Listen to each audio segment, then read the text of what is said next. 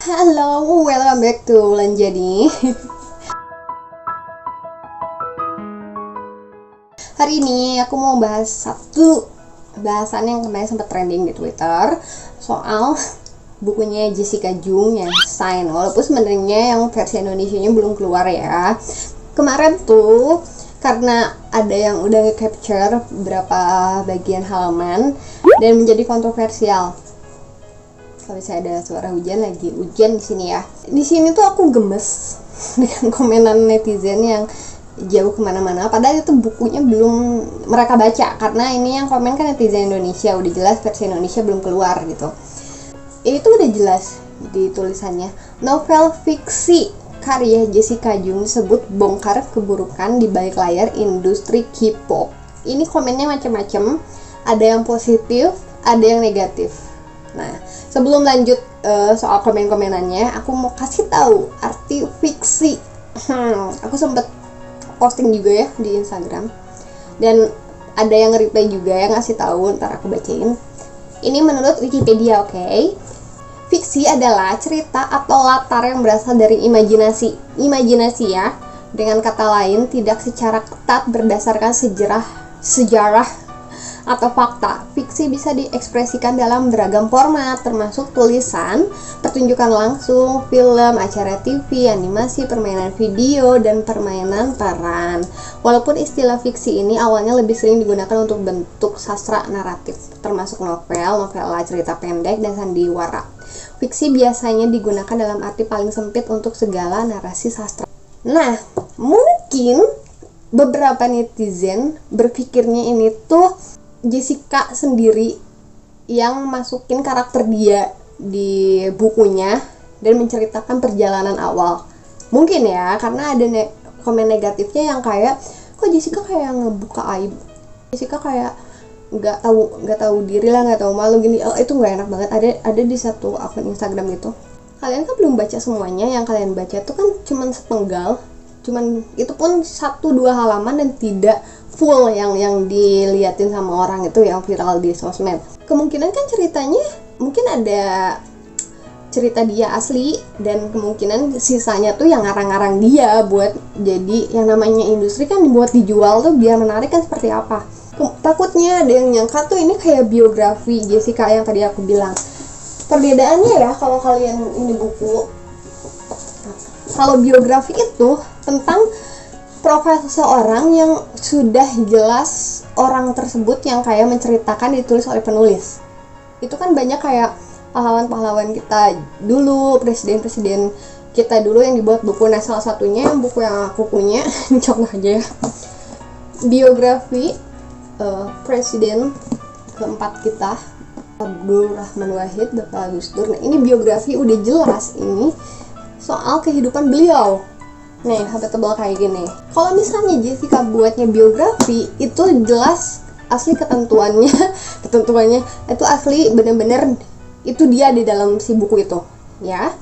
Kemungkinan, oh my god, yang dibuat Jessica tuh seperti Pevita Pierce kemungkinannya. Dia ini tuh soal cerita-cerita dia, mungkin kisah percintaan dia, tapi sempat aku lihat video Pevita bilang emang nggak semua yang dia tulis itu pengalaman dia, tapi ada pengalaman dia. Kemungkinan seperti ini, tapi lebih beralur, karena kalau yang kalian baca, yang kalian Pevita tuh ada 1-2 ini beda-beda cerita lagi. Itu harus bedanya. Ini udah jelas kayak gini nih. Ini fiksi Sherlock Holmes. Ini tuh kayak emang karangan kayak gitu.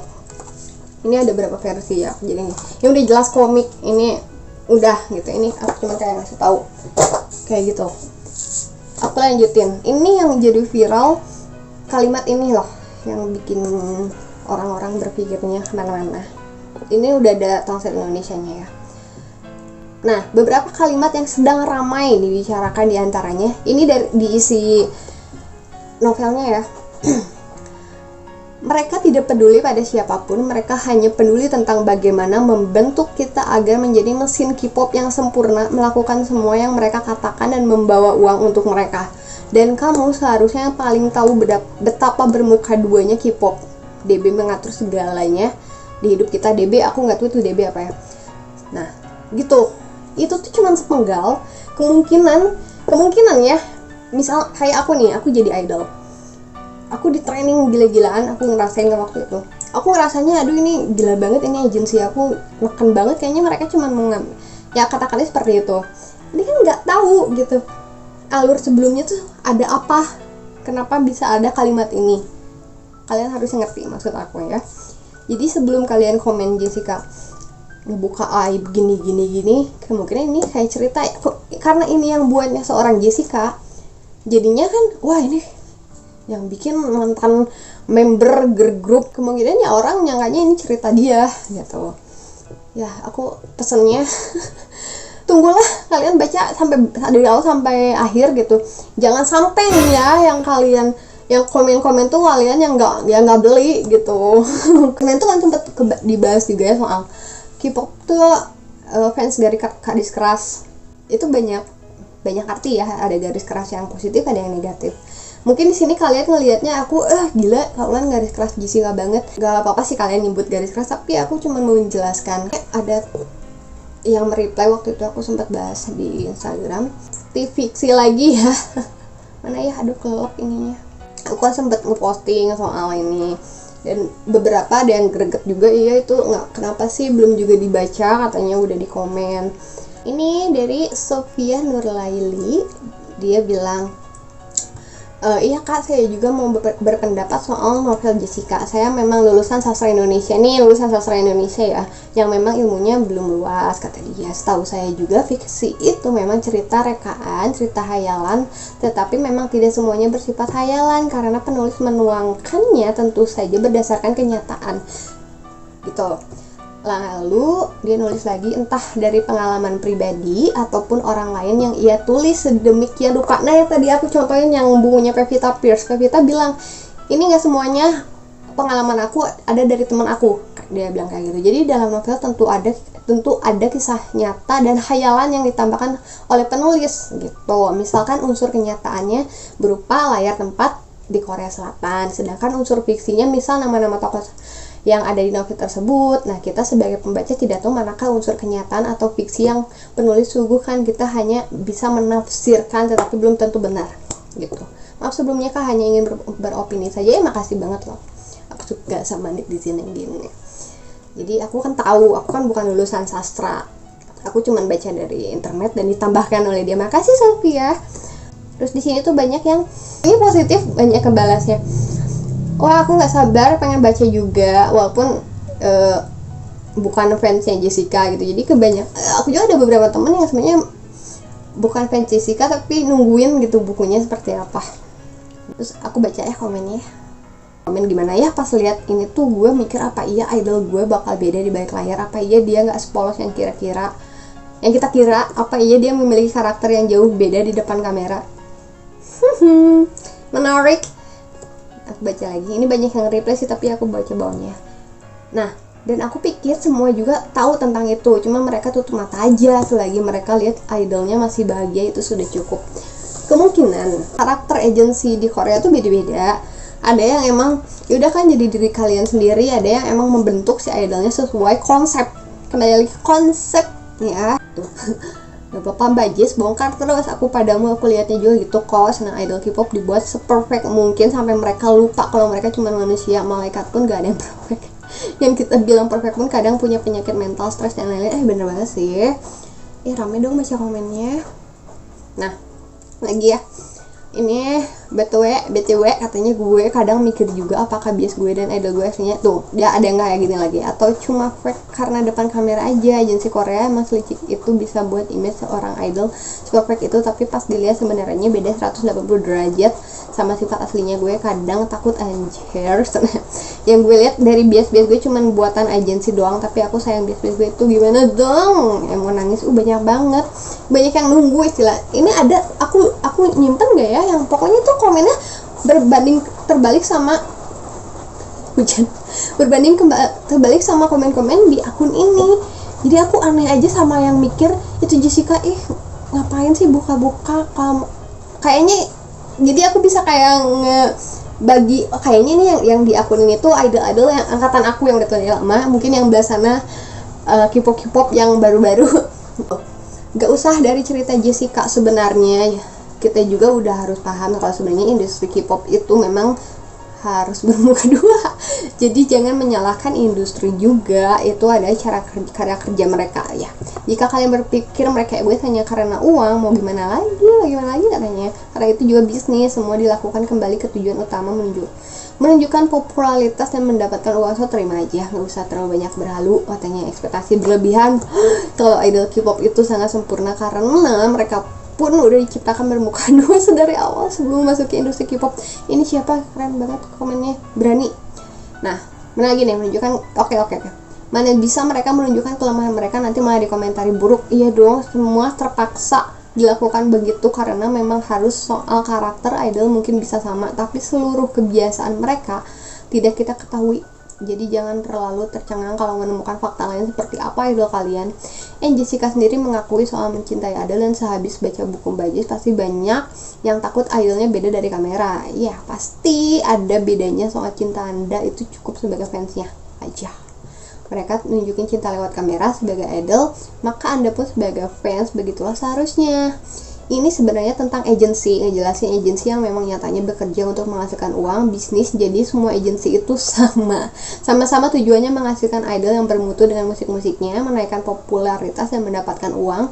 Bedanya hanya jalan kerjanya aja, semua agensi punya minus plus masing-masing. Nah ini maksud aku. Wow, aku dijelasin berapa kali, dari model rambut aja kita diatur cuy. Dari sosmed tuh dulu nggak boleh main, bahkan sama lawan jenis pun ditahan, nggak boleh. Kalau udah tantangan kontrak, udah itu aturan agensi harus turutin mau nggak mau. Dan emang ini tuh ditunggu banget karena bakal ngebuka banyak hal, bukan soal tujuannya, bukan mungkin Jessica tujuannya bukan untuk ngebuka SM Entertainment aja, kemungkinan untuk yang lain. Karena yang aku lihat banyak agensi di luar SM yang malah tidak melindungi artisnya, ada yang dijual, ada yang itu kan kasus yang katanya kurangin halu-halunya sama idol kalian. Terus kemarin ada kasus siapa, karena aku baca di Twitter soal idol yang begini, soal yang begitu. Kalian boleh ngebelain, tapi coba di research. Kayak aku sekarang aku ngebahas soal buku Jessica yang belum rilis tapi udah dikata-katain. Aku kan cari-cari dulu gitu, kenapa dikata-katain. Ternyata kalian aja yang berekspektasi kejauhan, padahal tulisan yang baru keluar tuh baru sepenggal kayak gitu. Ada yang ternyata yang berpikir positif tuh bukan aku aja nih, yang lain pada komennya emang seperti itu. Dan aku nggak paham banget sama yang ngomong ngebongkar, nggak tahu dulunya dibesarkan oleh siapa. Ya iyalah, kalau Jessica-nya tidak berterima kasih, kayaknya dia tidak akan membahas soal SM Entertainment atau di-spill soal Sosi. Dia kayaknya, ini yang aku lihat ya, ketika Jessica ditanya soal Sosi dan SM tuh dia masih bisa jawab gitu. Baik lagi, yang namanya bisnis tetap bisnis. Jangan dipikir tuh ini tuh kayak real semua yang dia tulis, karena sudah jelas ini fiksi, bukan biografi ya, bukan biografi. Kalau biografi baru itu semua hal yang dia rasakan gitu, dia tuangkan jadi tulisan.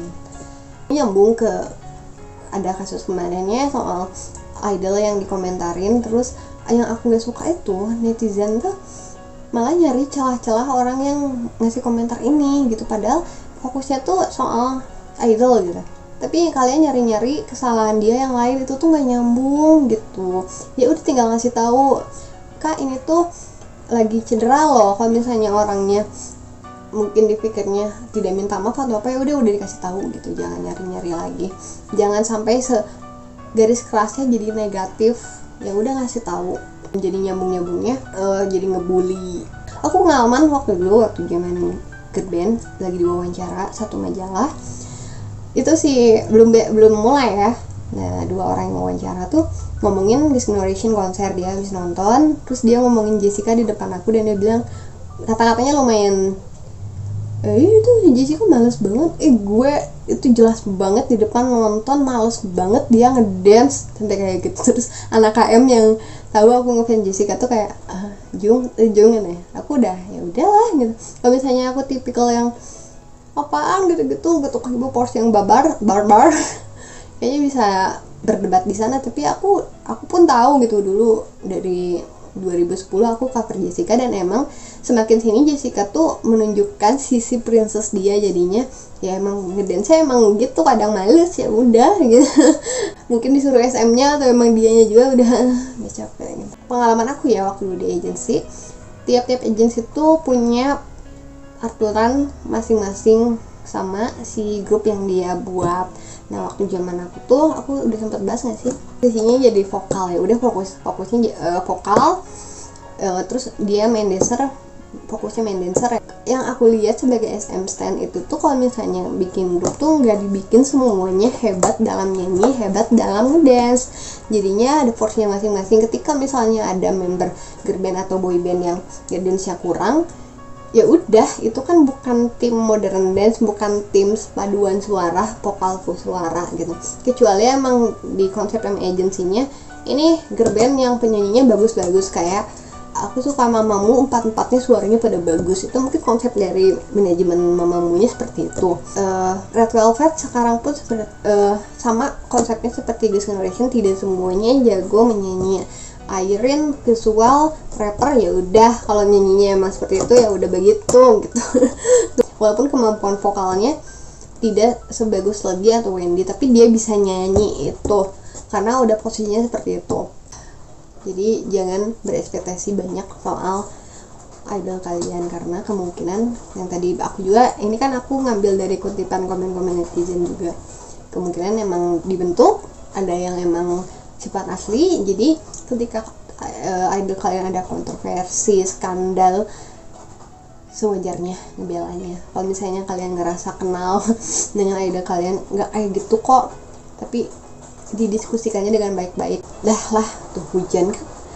Mungkin segitu aja. Semoga kalian bisa membedakan ya, berdebat, berpendapat itu seperti gimana. Jangan sampai cap K-popers tuh jadi tukang ribut terus gitu ya.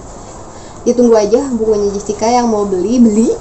Nanti aku pun bakal bahas di video selanjutnya kalau misalnya aku udah baca semua ya.